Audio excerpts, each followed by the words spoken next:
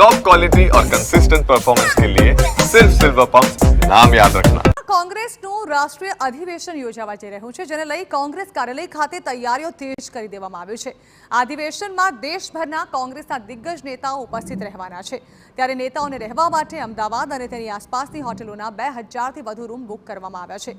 Riverfront પર યોજાનાર કોંગ્રેસના રાષ્ટ્રીય અધિવેશન સ્થળ પર કોંગ્રેસના નેતાઓ પહોંચી શકે તે માટે કાર અને બસની વ્યવસ્થા પણ કરવામાં આવી છે।